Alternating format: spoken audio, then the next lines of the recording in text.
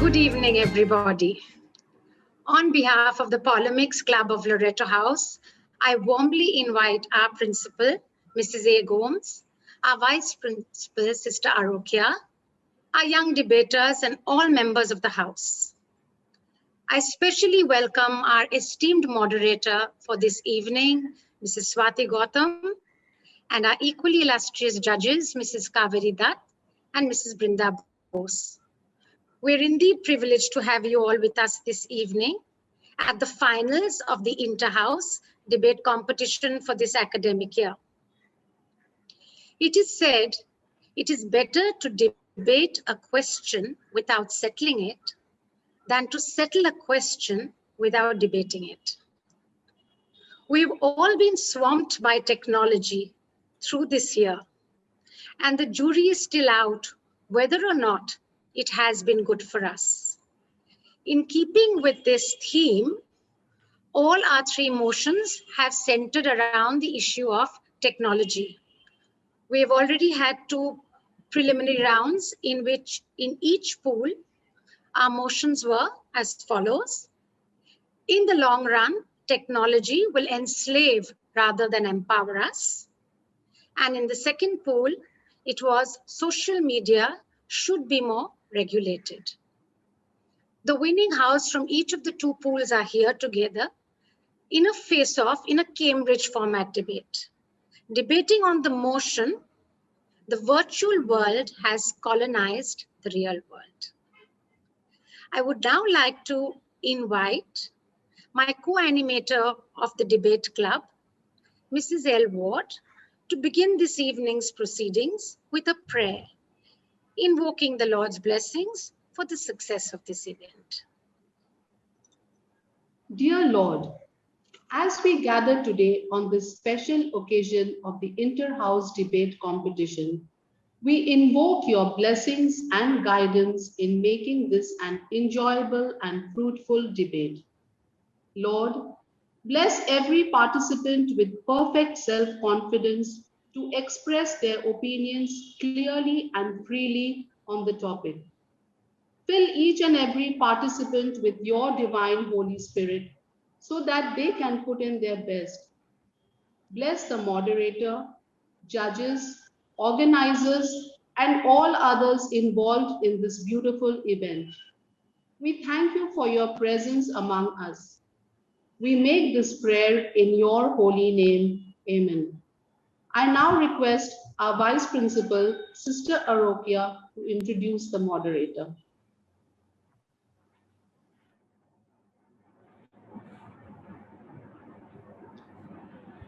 Thank you, Ms. Ward. I'm indeed glad to welcome Ms. Swati Gautam, an entrepreneur for 30 years. Ms. Swati is the founder of India's only brand of fitted foundation garments. Alongside, Ms. Swati holds a master in broadcasting from the University of Sheffield. She has been a lecturer of journalism and marketing communication at St. Xavier's College for 6 years. She is a contributor to newspapers with her own fortnightly column in the Telegraph. She is a trustee of the Calcutta Debating Circle and loves debating in English and Hindi. She is a fundraiser for many charities, including the Ramakrishna Sharada Mission. Thank you, Ms. Swati Gautam, and once again, welcome. Thank Now you, I Frida. would like to invite our senior section coordinator, Ms. Dheer, to introduce our judges. Good evening. It is a privilege for me this evening to introduce Mrs. Kaveri Dutt, a lifelong explorer in the field of education, a name that is known, loved, and respected, and nothing I say can possibly do justice to her accomplishments or contribution. After completing her education from Loreto, Lucknow, followed by Presidency College, her journey as a teacher started in Loreto House, where she also served as the coordinator. She then went on to serve as headmistress at Birla High and then as principal at Calcutta International School and Modern High School.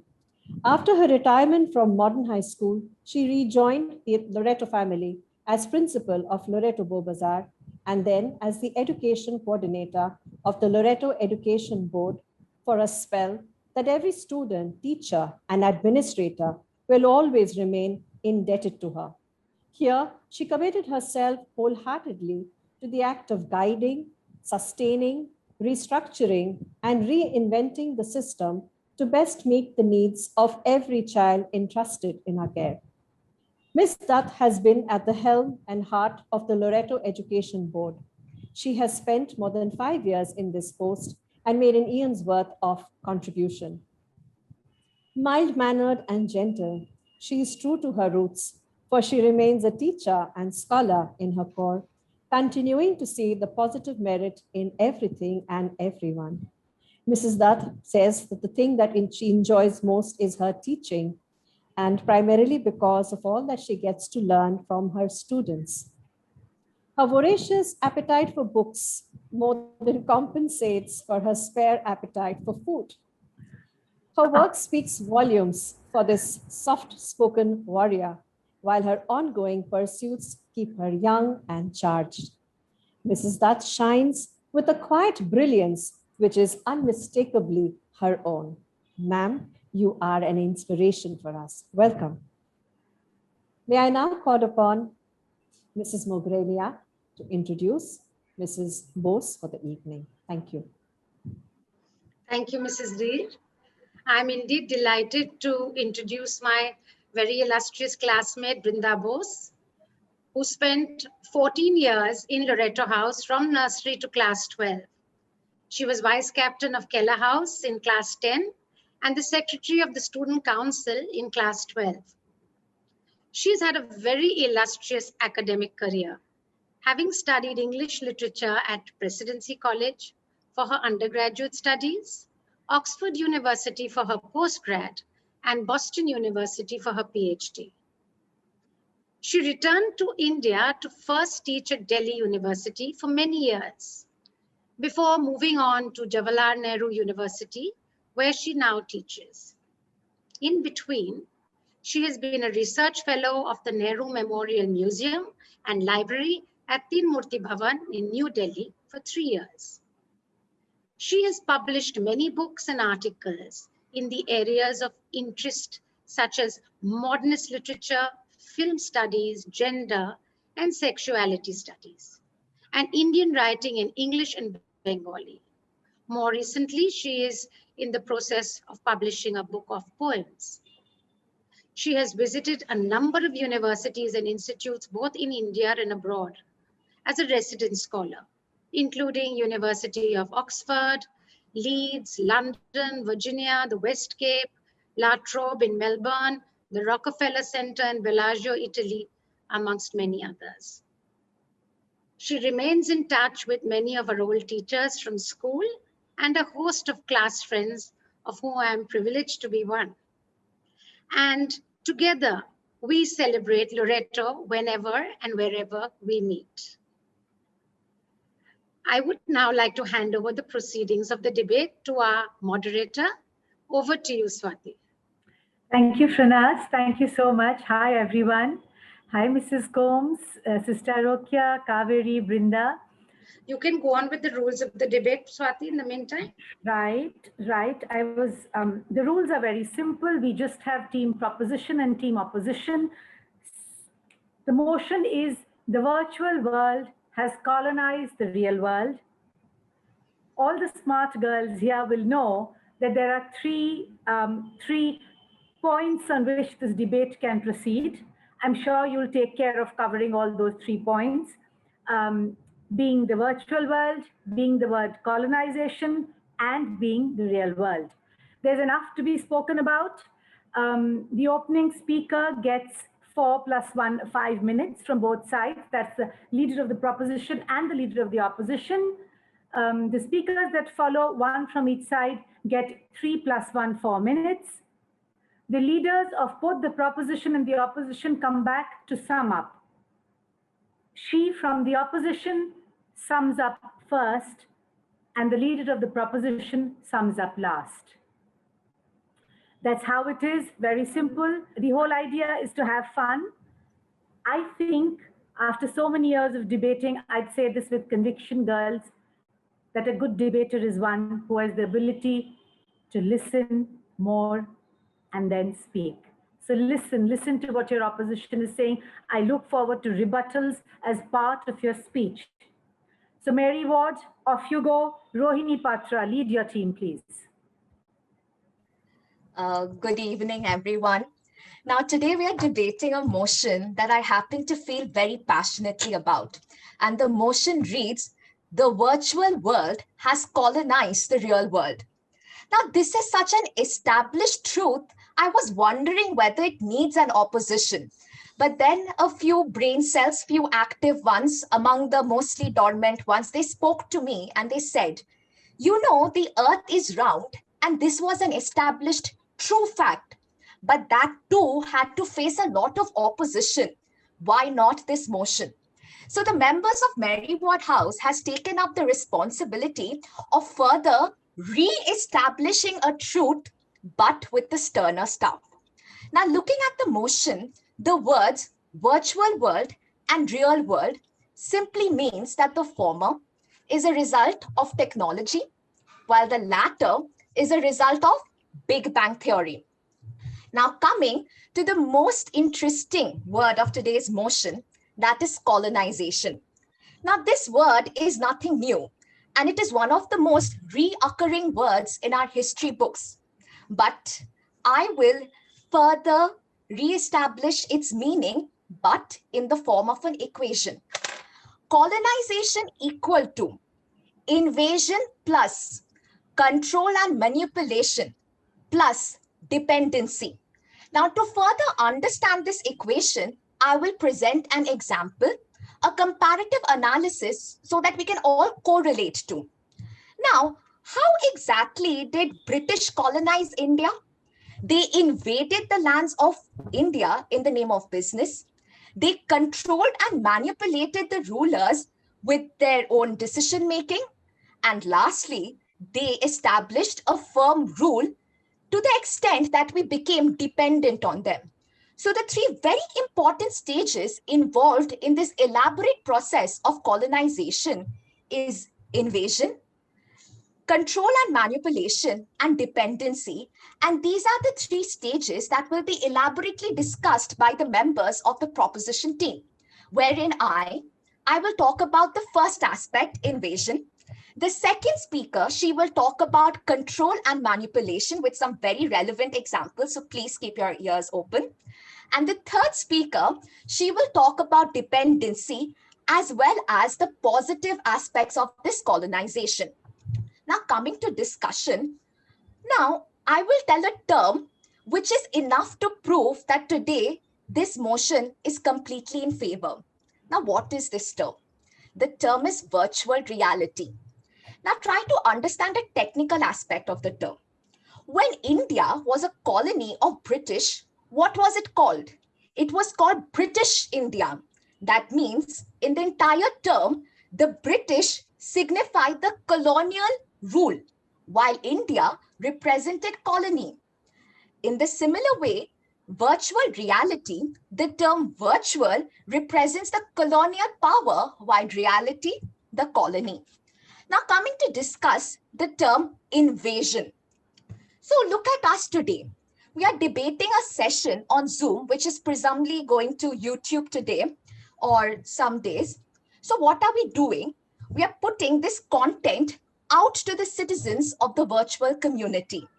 So in the other way, what we can say that virtual world has been successful in invading the 180 plus years strong boundary walls of Loreto House and get a glimpse of the real world actions taking place over there. Another aspect of invasion is that look at us today. We are so engaged in the virtual world.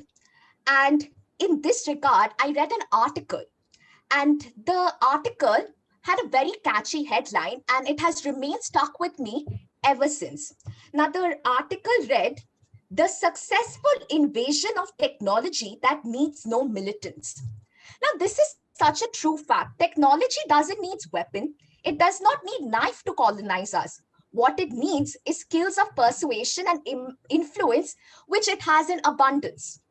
Another thing, have you seen how slowly technology has facilitated work to creep into our lives, thus invading our family time, invading our individual time? Another aspect of invasion is the pandemic situation. Have you noticed the sudden influx of technological gadgets in our house today?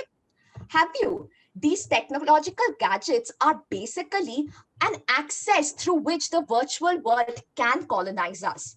Lastly, I would like to conclude my speech with this fact. You know, when we voluntarily become citizens of the virtual world, we put something very important at stake. That is the aspect of privacy. If invaded, it will do us more harm than good. Thank you. Thank you, Rohini. Thank you so much. That was said with all the zeal of the founder of your club, Mother Mary Ward. I mean, that you really, really felt very strongly about the cause. You feel that technology has colonized us, and it's up to us to see how Aditi Balasia of Tagore House counters your stance. Aditi, your time starts now, please. Right, am I audible? Right, Yes, you are. Yes. Good evening, members of the House. The member of the proposition came up here and said that Mary Ward House would try to re-establish an already established fact. But as humans, we've always been taught to question and correct wrong facts. So that's what the Tagore House is going to do. And because this motion is well known to the House, we will start off with the very basics and then delve deeper into the motion. So I, as the Speaker of the opposition, will talk about how virtual world has not colonized the real world, and then questions about the virtual world and what the real world is will be dealt with by the second speaker, who will talk about how interlinked these two worlds are, and the third speaker, who will talk about how this virtual world has not colonized but enhanced us. Now, before we start talking about colonization, I would like to bring to notice one point, and that is, for 6.5 billion out of the 8 billion people out there, this virtual isn't even real. Moving on to colonization. Colonization, by definition, is invading, establishing control. Now, removing the part about settling amongst people, because in essence, the difference between the virtual world and the real world is the fact that the body is separated from the soul. So there is no physical form to settle amongst, but going to the fact of attaining control. And I will talk to you how about this is, and because the side of proposition has brought up the word dependency, I will talk to you about this. So I would like to introduce one word, and that is active dependence. What is active dependency? Active dependency is when I actively decide I want to depend on something. And that is exactly what the case is in the case of the virtual world. I have invented the virtual world to better to better mankind, and I actively rely on it. I actively depend on it. So it is not that the virtual world has invaded us. It is rather that we have, with our full powers invented it and we want it in our lives. Now, that is the purpose of creation. Now, this virtual world has helped us progress in so many fields, be it medication, medicine, be it education. And this brings me to my second point, which is advancement. You see, just like invasion, when colonization happens, the party that is being invaded does not want that invasion. But that's not the case in our world. We want the technology and the virtual world to be actively part of our world. And advancement, when a party colonizes another, what essentially happens is that party wants only the advancement and betterment of themselves. The member of the proposition brought up the British people. So let us take the example of Britishers. When Britishers invaded India and colonized India, they established steam engines, let's say, for example. And steam engines were developed only for their betterment and not for ours. We did reap some benefits. We cannot deny that. But it was the reason it was developed was for the Britishers. And that's not the case for the virtual world, because there is nobody inside that virtual world as a person to reap the benefits. It was invented, it was a simulation of the reality invented by us and for us. And the advancement of it and made by it will help only the humans present in the real world. So this defeats the point of calling it colonization. Now, another thing I would like to come back to is the fact of dependency and how we cannot survive without the virtual world. As I've already mentioned, 6.5 billion people out there are surviving without this virtual world. And those of us who have access to it have decided actively to let it be an integral part of our life. And even if this is taken away from us, we will survive. So we, as members of the real world, can survive without this virtual world. Now let us look at how the virtual world has not only not colonized us, but this is actually the opposite. So you see, when the creators of this virtual world create the world, they actually have to abide by laws made in the real world by real people. And these laws act as boundaries of the virtual world. So when real laws made in the real world define what the virtual world can be and can do, how can we even doubt that we are the ones in control? And with this, I would like to reiterate what I said before. We can survive without this virtual world. But this virtual world, as I just established, cannot survive without this real world. And therefore, this motion falls, stating that the virtual world has not colonized us. Thank you. Thank you so much, Aditi. Thank you. You see, they say that the speaker of the proposition speaks last, but then the speaker of the proposition also speaks first, thus giving the leader of the opposition a chance to rebut the leader of the proposition right away, which you've done very well.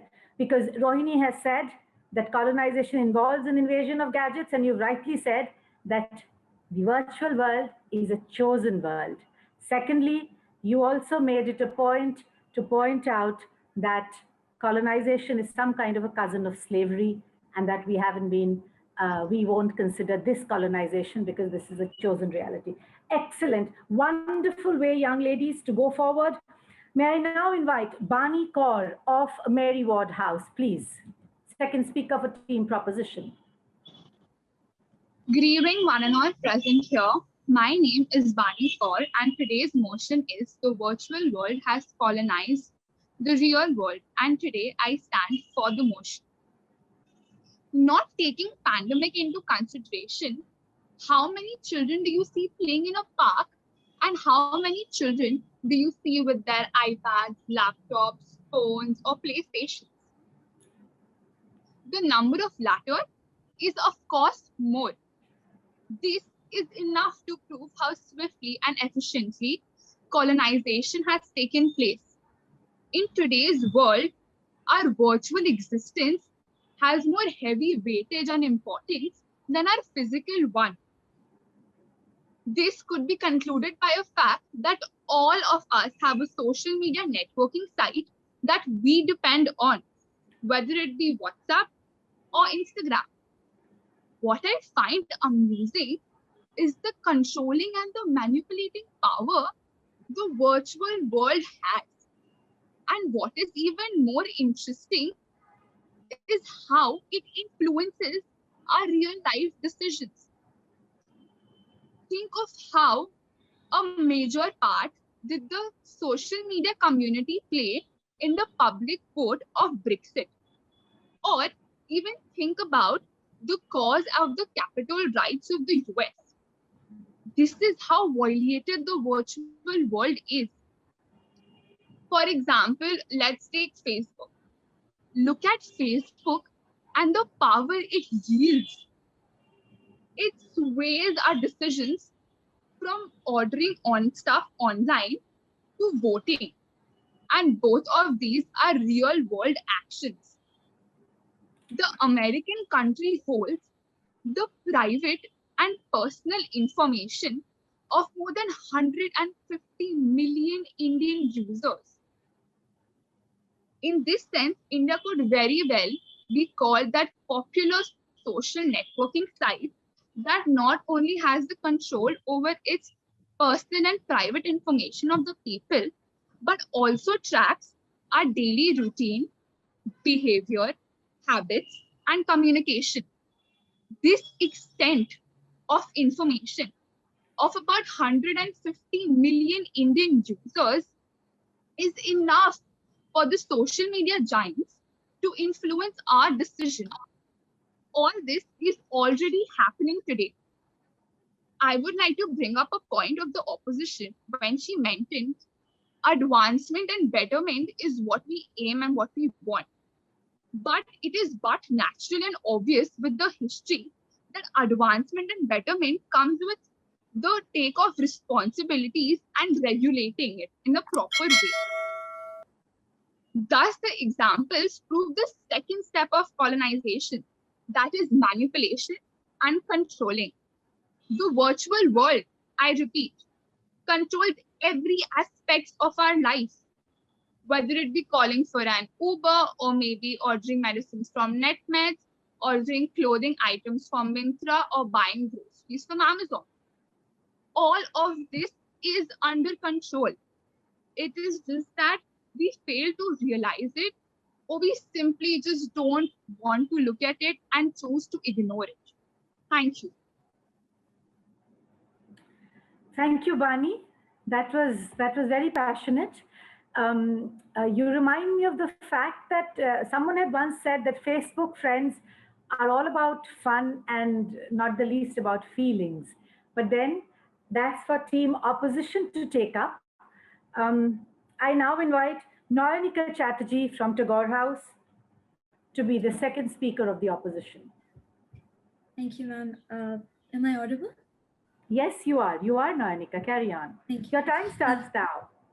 Good evening to everybody present here. The use of the term colonization in our motion today and our very worthy proposition will have you believe that this intersectionality of the virtual world and the real world is one that is undesirable.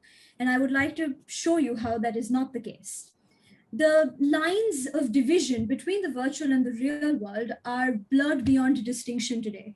We really can't separate these two entities.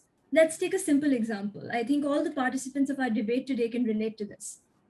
We all got up today, got ready, prepared our speeches, may have walked around in front of the mirror a couple of times practicing it, then sat down in our places to conduct the rest of this debate on a virtual platform. Now, we can no longer delineate the real world without mentioning the virtual.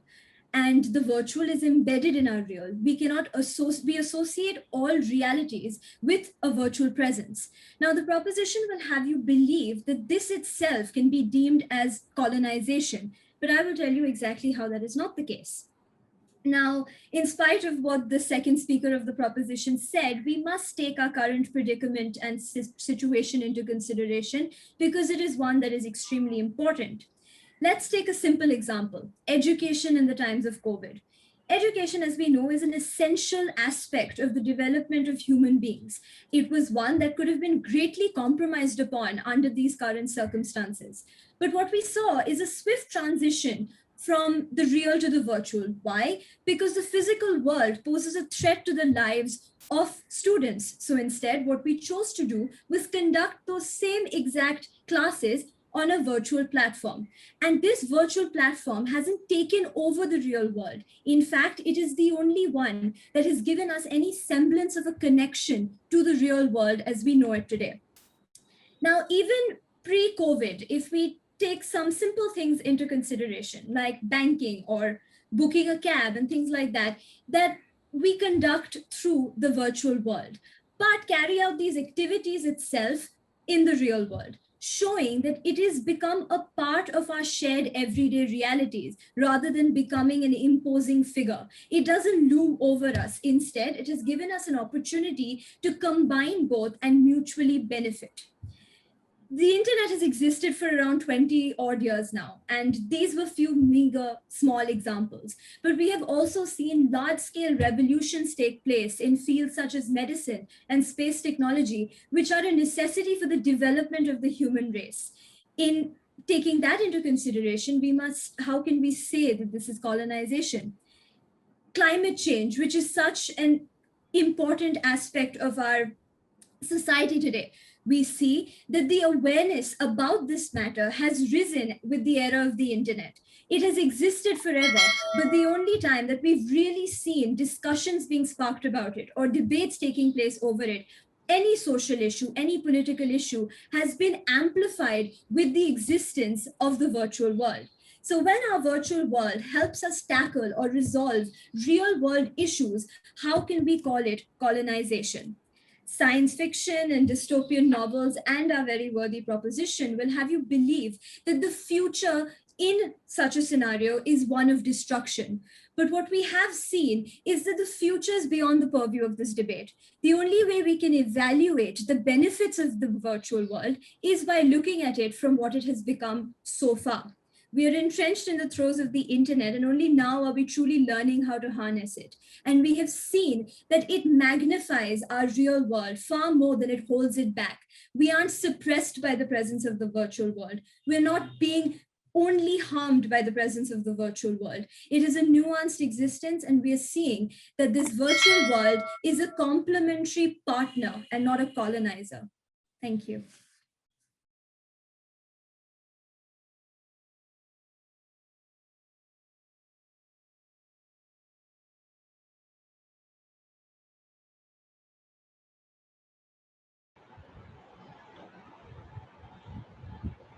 Stance to take. Let's see what the judges make of it. Thank you, Noenika. I go back to Mary Ward House, the proposition, and Riddhima Chomal from Mary Ward House. Please, she's the third speaker of the proposition. Okay, so I would like to start by drawing a parallel between the first thing which strikes an Indian's mind when they hear the word colonization. The colonization of India by Britain started when the East India Company was formed by some British traders who saw an opportunity in India and took it. Men like Robert Clive of the British East India Company combined military powers with a ruthless ambition and became fabulously wealthy. With wealth came power, and traders took control of huge swathes of India. And you might be wondering why I am here repeating the same thing which we have read in our history textbooks for the millionth time now. And the reason being that these very colonial powers led to the complete enslavement of our country and our countrymen. And today, by my speech, I would like to show how the colonization of the virtual world has led to the exact same thing which occurred decades ago, which is enslavement.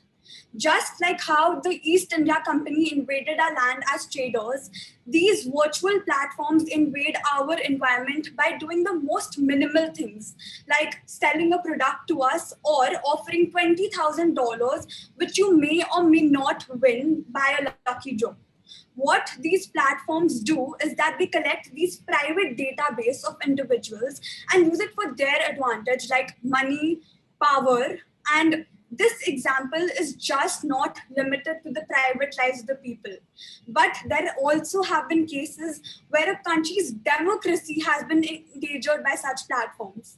It's crazy when you think how colonizing a country no longer requires its physical invasion with military strength, but can simply be done by controlling activities through networks and databases with a single click. Now, whether this virtual world is good or bad is beyond the purview of today's debate. What we have to establish is the fact that these very virtual worlds have taken over our human race, which also can have some downfalls, such as, let's take an example of the Aadhaar cards. It is one of the largest databases of information about individuals, which contains information such as their location, ID, etc. And there have been cases where reports of over 300,000 Indians have been leaked, and this just blatantly shows how the virtual world can very well take over us. The first speaker of the opposition came and spoke about how in a colonization, the latter doesn't want to be invaded. But the fact is not the same here.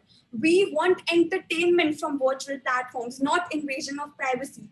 We do not want third parties to be overlooking our very sensitive information like our location and our private lives. The second speaker, she spoke about the advantages of the virtual world. And let me just intertwine it again with the British colonization. Didn't the British do good for us? Didn't they build railways for us? Didn't they build schools for us? But does that overpower the harm they did to us? Does that remove the fact that they didn't colonize us? And the first speaker, she also spoke about dependency.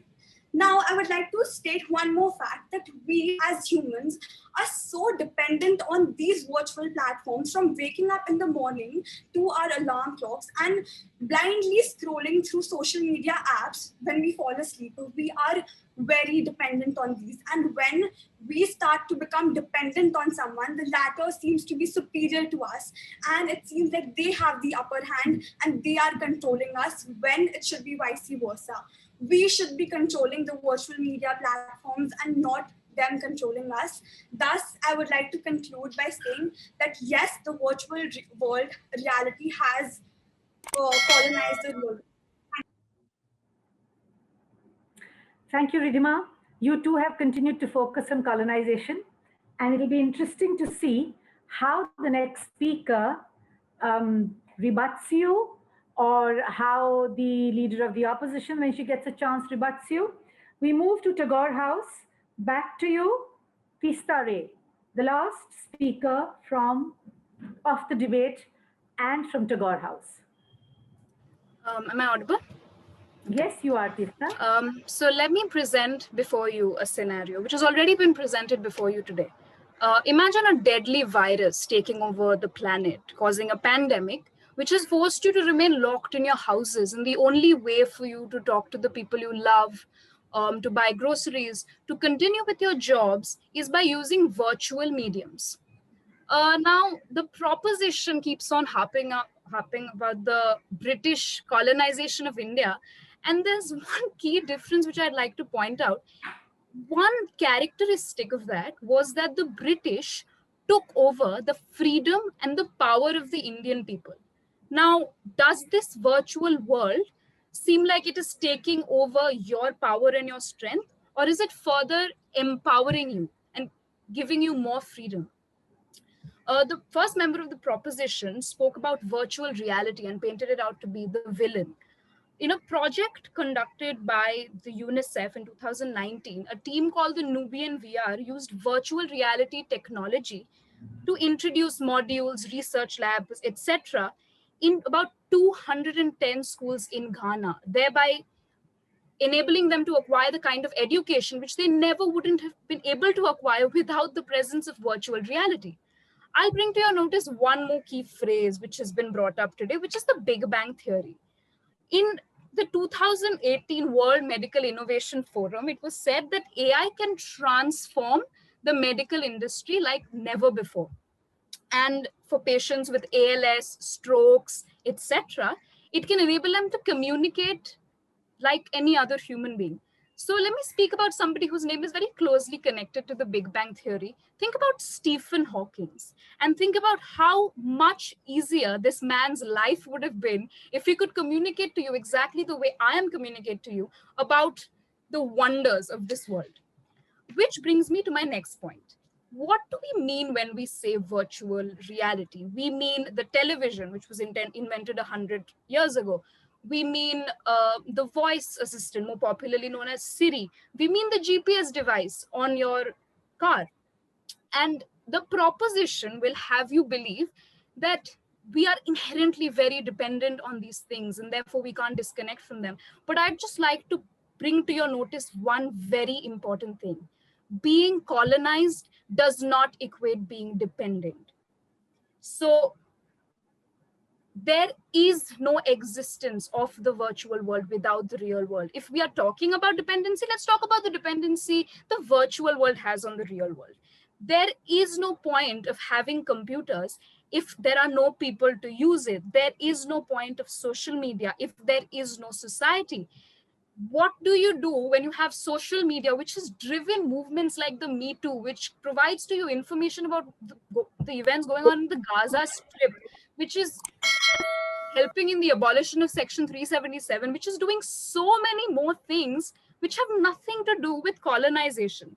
Therefore, I ask you this question. Do you really think virtual world is colonizing the real world, or has it strengthened the real world for the better? When my grandmother speaks to her sister living in Lucknow through WhatsApp, her physical existence in the real world is not being overtaken, but in fact, it roots her more to the real world. It makes her feel something which can never be even fathomed by the virtual world. It makes her feel love. And therefore, I'd like to conclude my speech by saying that the virtual world can never overtake or overpower or colonize the real world, because the real world houses the virtual world. And therefore, the only thing the virtual world can do is augment the real world or make it better. Thank you. Thank you, Tista. I think what you wanted to say very simply was this, that it is the real world that has created the virtual world. And it would have helped immensely had you actually said it so simply once. But never mind, there'll always be a second chance. Thank you for that wonderful speech, though you too focused on the colonization part of it. Excellent, girls. We now move to the leader of the opposition from Tagore House. Aditi Balasia will now come to sum up. 4 minutes, please.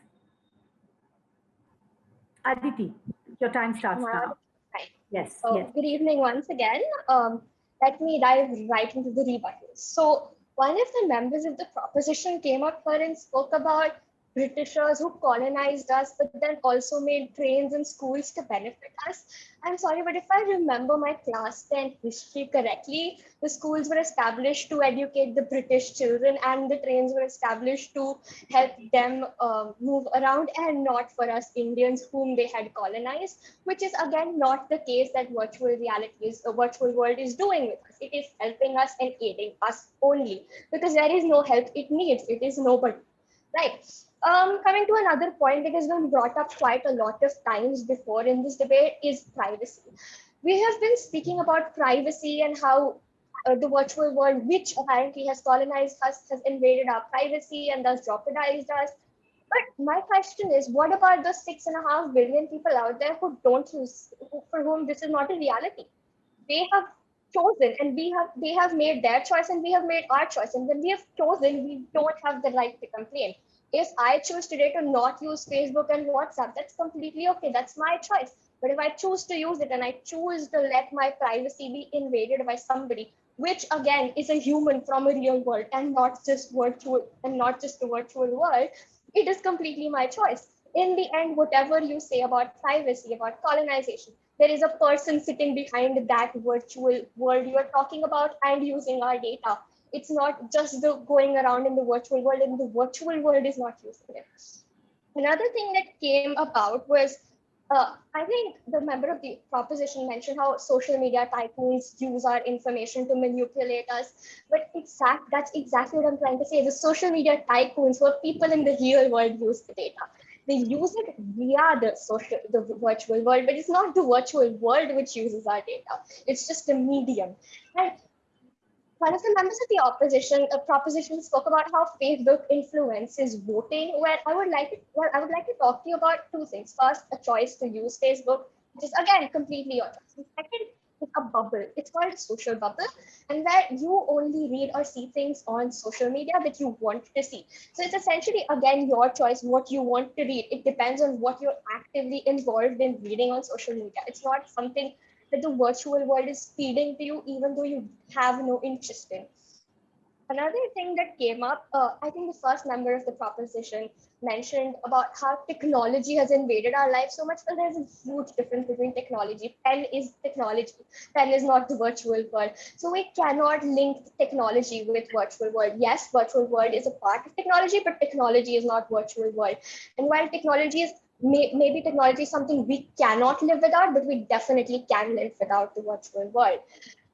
This brings me to concluding with a very, I would like you to imagine the motion states that the virtual world has colonized, which states essentially colonization has been done over a period where we've been colonized and taken over. And that would essentially mean we're living in a world called virtual reality. I don't know if many of you are fans of science fiction, but I have come across this movie called Ready Player One. If we had been taken over by virtual reality and if we were living in the virtual world, there would be no difference. As the member of opposition has already come up and spoken about how these two are very intangible and very connected, we still have a huge difference between these two. And therefore today virtual reality has not taken over us. Virtual world has not colonized us. We can live without it. It cannot survive without us. And we are the masters of this virtual world. Thank you. Thank you, Aditi. You made an extremely fine point about technology not being the virtual world.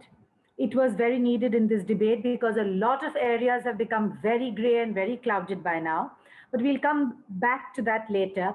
But what you did say and what it reminds me of, and what I must reiterate for all our sakes, is this: that we live in a virtual world which is created by big corporations, by big business, and which profit from our deception. So what creates a virtual world is a real world, and what profits in the virtual world is actually a real world. So over to you, Rohini. Let's hear your impassioned summing up for Mary Wardhouse, leader of the proposition. Yes. Before summing up, I would like to get into the rebuttals first. That is, a very important statistical data has been mentioned by the leader of the opposition, that is 6.5 billion, if I'm not wrong. Now, the problem with data, I would like to quote a great man in this regard, is Benjamin Disraeli. I'm sorry, ma'am, are you having problem in hearing me?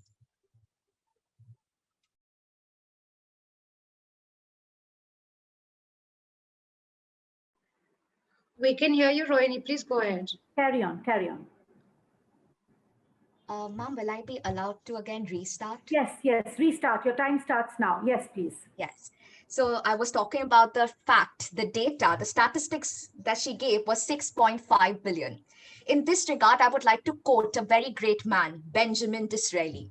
There are three kinds of lies: lies, damned lies, and statistics.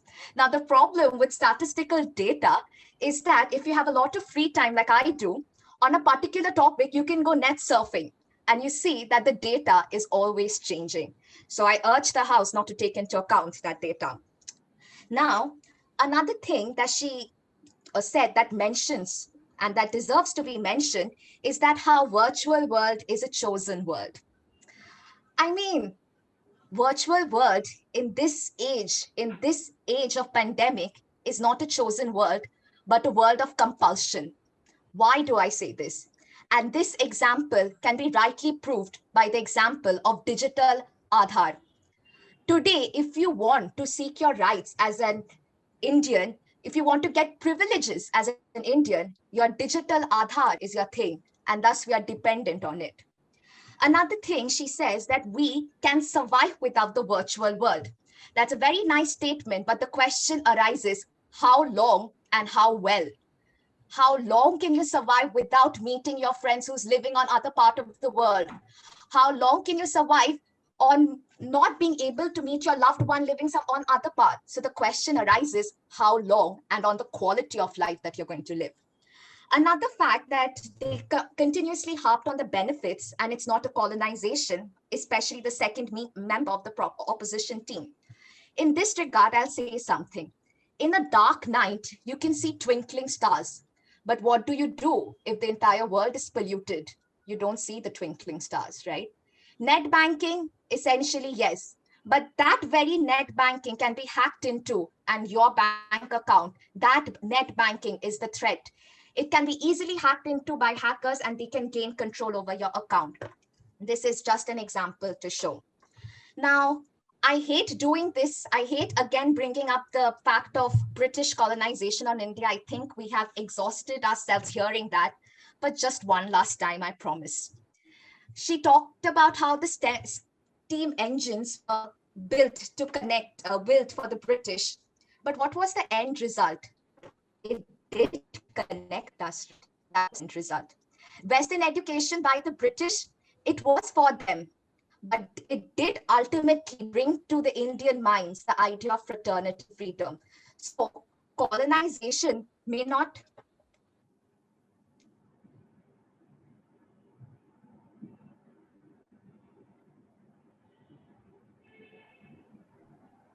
I think Rohini's connection has just weakened Yes. at this point. Yes. We'll give her a moment. To repeat her last sentence or the two sentences, whatever. Yes.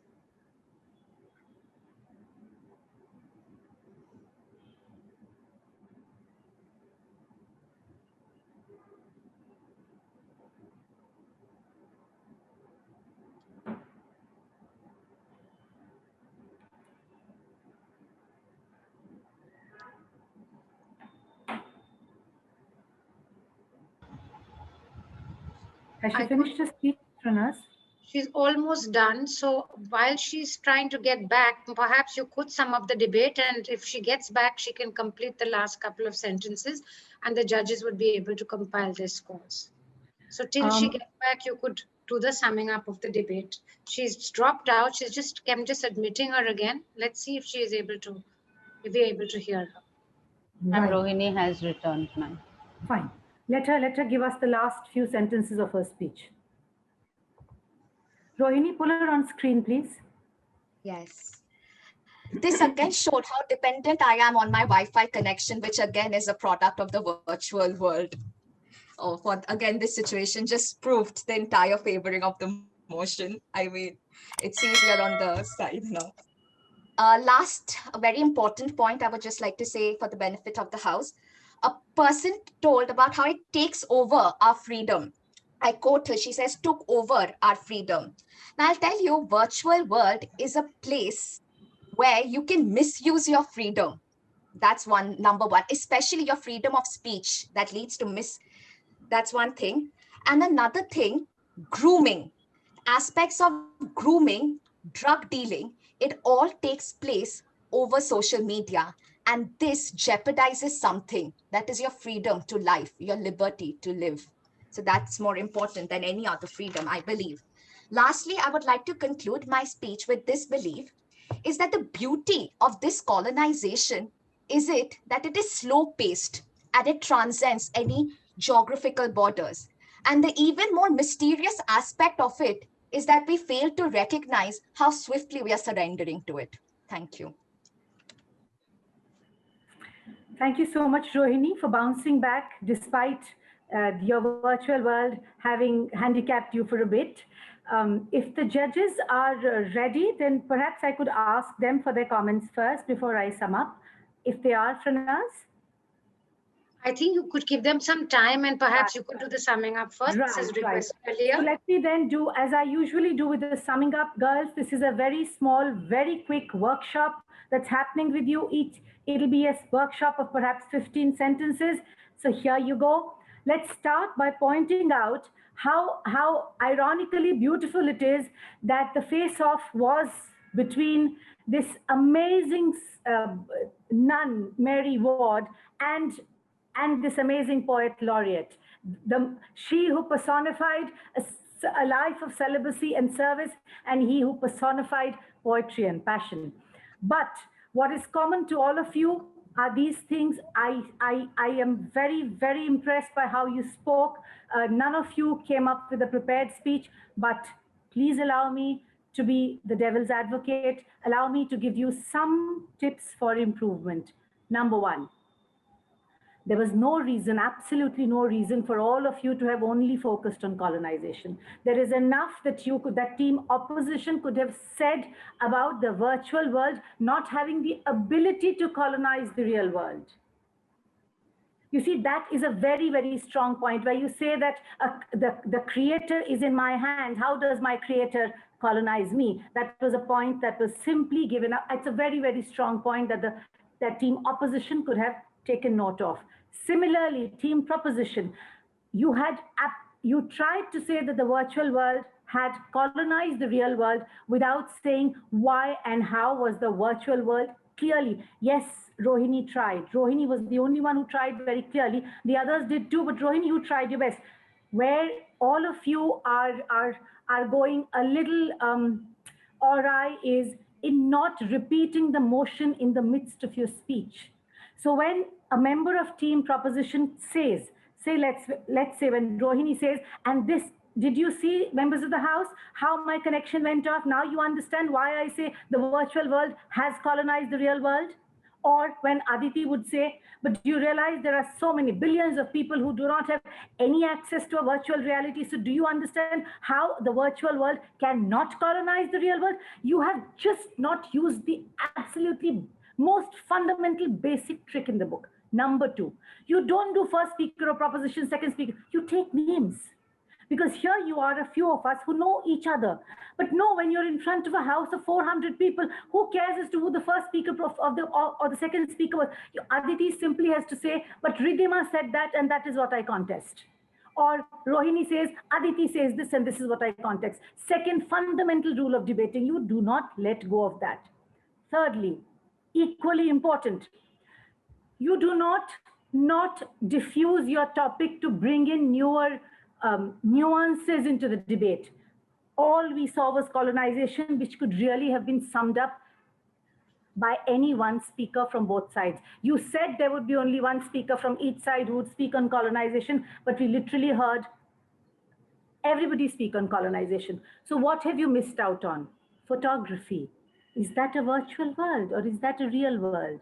Did anybody, somebody came very close to saying that they're close to each other, but there was no newness to this idea. Nobody asked as to whether what is real, is what is visible real?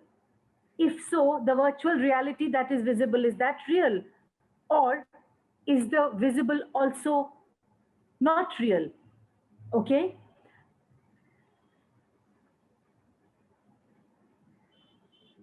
Source of data and statistics. Aditi, Rohini would never have tripped you had you simply in 3 words said, so-and-so says. It could be a credible site, a credible source says that 6.5 billion people do not have access to the internet. So what kind of virtual reality are we speaking about? Moving further, girls. Now that most debaters in India are very good with their English language, it is time to simplify your thoughts. Not from the first till the last speaker has anyone come up with a simple line of thought. Simple. You came up with extremely elevated lines of thought. It shows your intellectual prowess, but it will not help you win a debate against a person who communicates simply. I have 3 points to make. Point 1, this is what I think of virtual reality. Point 2, this is what I think of colonization. Point 3, this is what I think of the real world. The reasons why I don't think, or I do think the virtual world has colonized the real world are 3. 1, 2, 3. You segment yourself when you have such little time. We segment ourselves even when you're debating for 10 minutes a time. Because otherwise, the audience that has to raise their hands in favor or against you will be thoroughly a little muddled, right?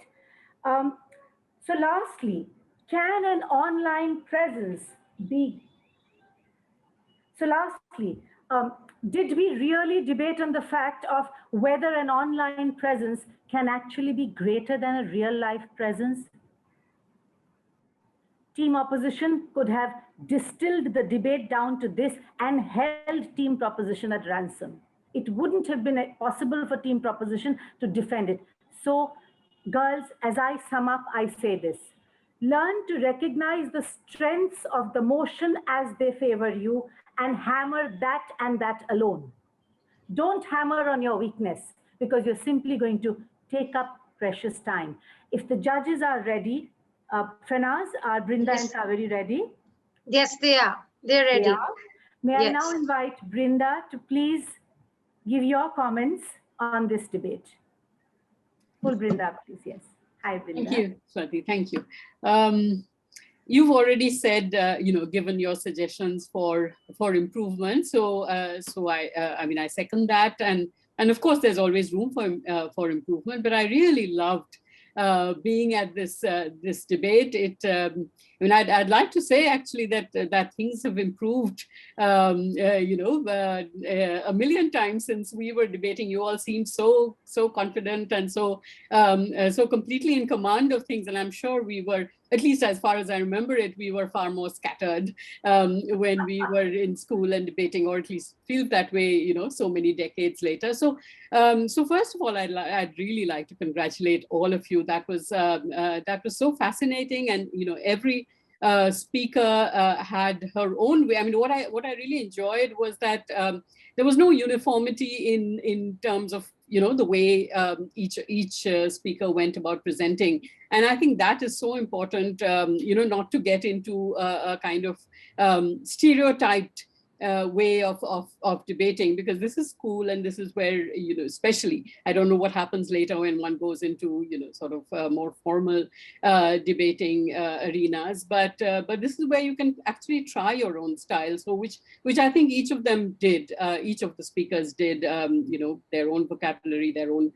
style of speaking, and also putting together content. So I really enjoyed that, and I was also actually happy, even though I was not happy that Keller House didn't make it to the final, but I'm happy that I didn't have a bias to come into this debate with, and I enjoyed both teams without feeling any kind of particular pull to either, which I think made my assessment of it, I hope, fair. And marks are marks. There's always we make this 1 or 2 mark difference between each speaker, simply as a kind of scientific way to get to winners and non-winners or runners up, as it were. But each of you, I think it was just all up there. It could have been anyone, a point here and there. And thank you for inviting me, Pranaz and the team. It was lovely to come back to Loreto, at least in this virtual way. But I hope it doesn't colonize us, and I hope I can be back in the real school at LH sometime when I'm in Calcutta. So thanks very much. Congratulations to both teams. Thank you, Brinda. Thank you for the encouragement. That will go such a long way. Kaveri, may we please have your beautiful comments now? Thank you very much, Swati. First and foremost, I'd like to thank Mrs. Gomes, Sister Arokya Mary, and all the teachers for their kind invitation. It's always a pleasure to be at any Loreto House program, virtual or real. Swati has given a very substantial critique of the debate. I won't go into the nitty-gritties. I was very impressed with the mature level of debating, something that Brinda alluded to, the spontaneity. I also felt that everyone had their own particular point of view, which they upheld very effectively. I always enjoy the passion with which we have young debaters speaking. And I also agree that there has become a long way, and there's been vast improvement in the quality of debating in the Loreto House. And for that, I'd like to congratulate all the teachers, the animators who have been encouraging the young speakers. Yes, the word colonized, I was wondering how that would be dealt with. And it seems to elicit as much fervor as it would possibly have done 40, 50 years ago when I was in school.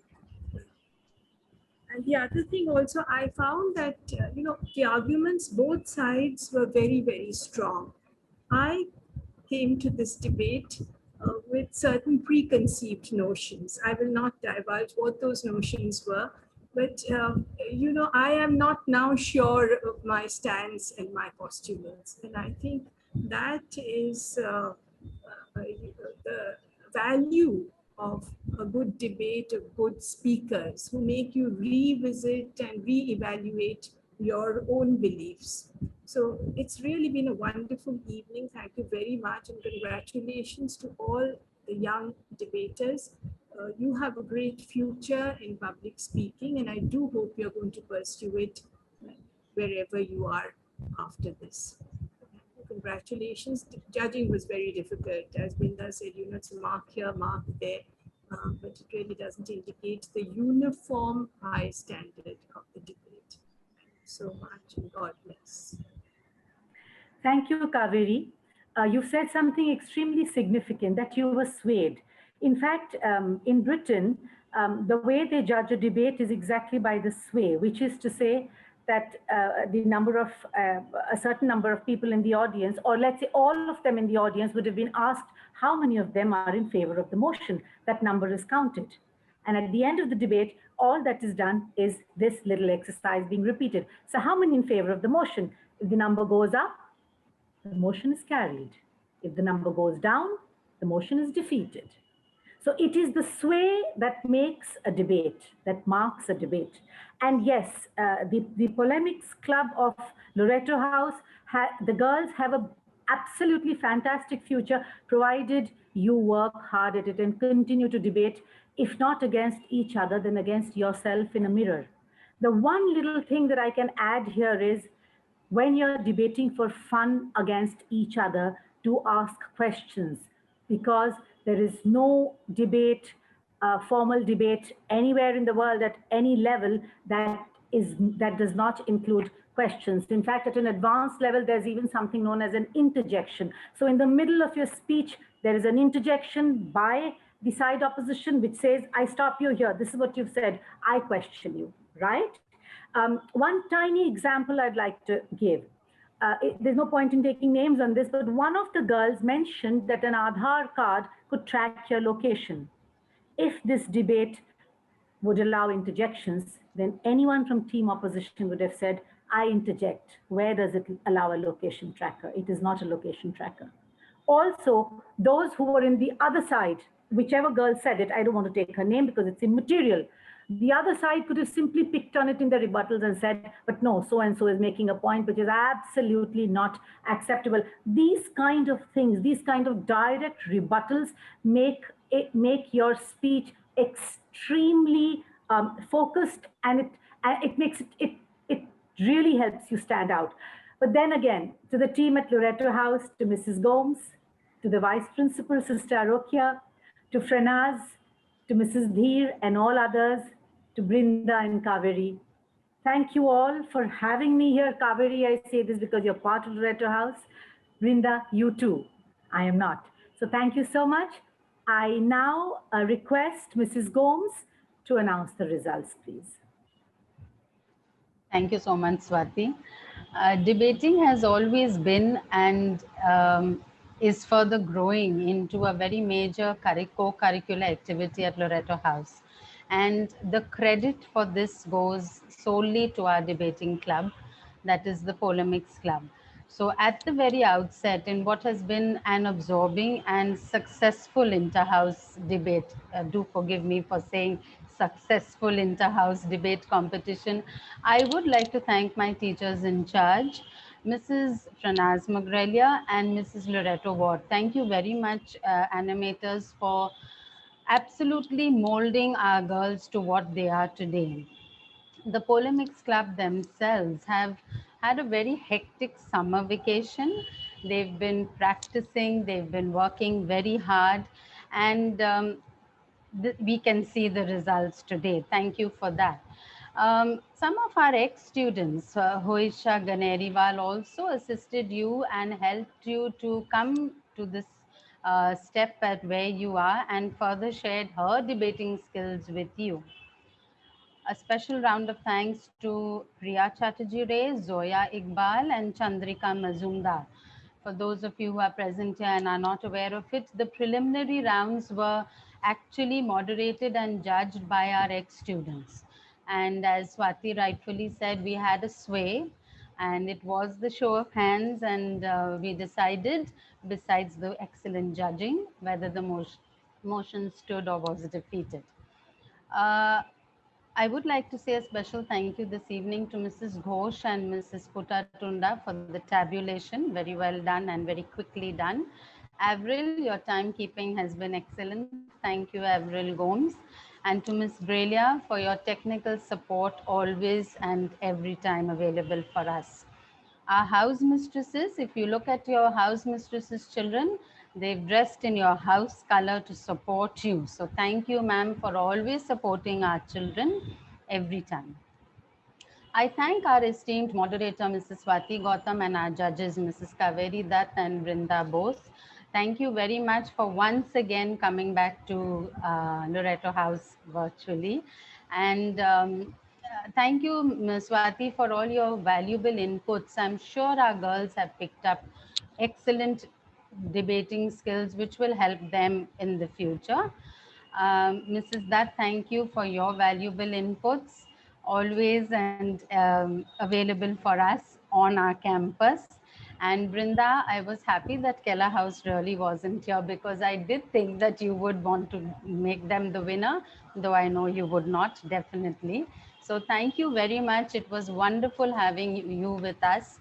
Your critical inputs and thoughts have definitely helped our debaters as we move into our hectic debating season, and I'm sure Loreto House is ready to leave a mark wherever we go. Last but not the least, my dear girls, your enthusiasm, your perseverance, diligence, and your long hours of practice has resulted in a wonderful debate today. Well done to you girls, not just to the participants whom we see today, but right through the other four houses, we have a special mention for these participants as well, for displaying their talents at the debating rounds that we had during the preliminary rounds.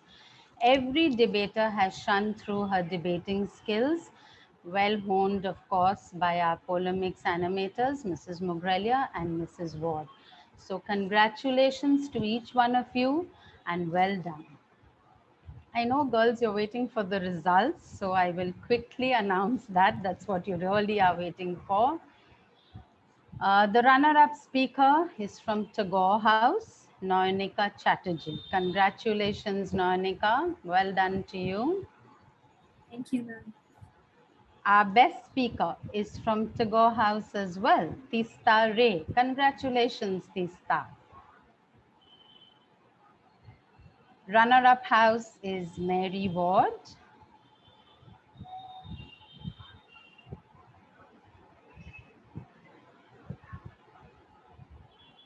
Oh, we have some lovely certificates here. I'm sorry, I speak too fast, I think.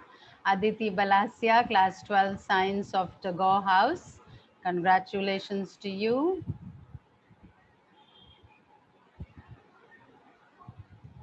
Noyanika Chatterjee, Class 12 Humanities, also from Tagore House. And Tista Ray from Class 11 Humanities. Rohini Patra, Tista Ray. Avril, you can move on. Yes. Rohini Patra from Class 12 Humanities, Mary Ward House. Bani Kaur Maka from Class 9, Section 1, Mary Ward House. And Ridhima Chomal from Class 11, Commerce, Mary Ward House. So well done to all the participants. And the runner-up house is Mary Ward House. The motion has been defeated, and the winning house is Tagore House. Congratulations to each one of you.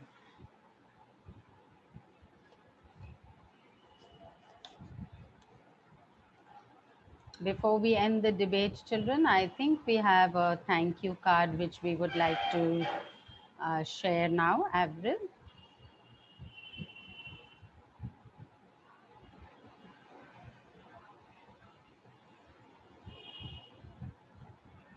If we were in our school hall, Brinda, you're always welcome once again, and Swati as well. Mrs. Dutt is with us. We would have had you garlanded bouquet of flowers and given you a card.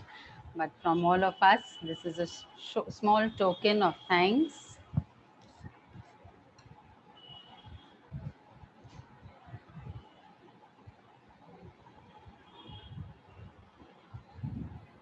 Thank you. Thank you so much. Thank you so much.